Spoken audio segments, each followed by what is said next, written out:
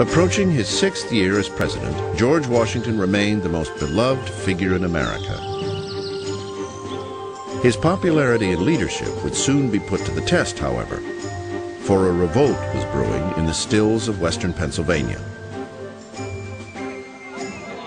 In the summer of 1794, a group of 500 Pennsylvania rebels took up arms against a tax collector in protest of the so-called whiskey tax, a federal excise tax on domestically distilled spirits.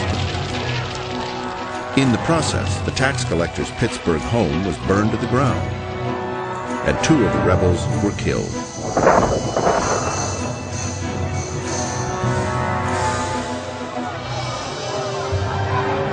Within days, the Whiskey Rebellion escalated as the rebels' ranks swelled to 7,000 men. There was talk of several Pennsylvania counties seceding from the Union. The rebels are saying this tax is just like the taxes that led to the American Revolution. What Washington says in answer to this is, this is very different because now we have representation. You had a representative in Congress when these laws came down. You lost that debate. Maybe you win the next one. But until that happens, you have to obey the laws that are on the books. If the laws are to be trampled upon with impunity and a minority, a small one too, is to dictate to the majority, there is an end put at one stroke to Republican government.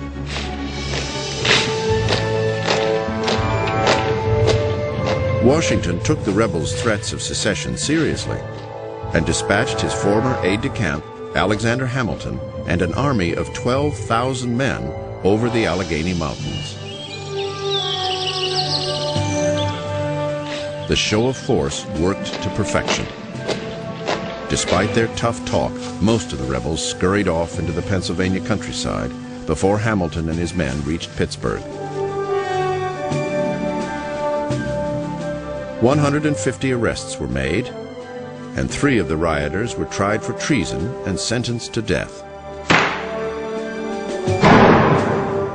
George Washington railed against the dangers of such uprisings, but in a display of compassion and political skill, he pardoned the condemned men. For the time being, talk of secession had been quieted. George Washington had emerged victorious over the Whiskey rebels.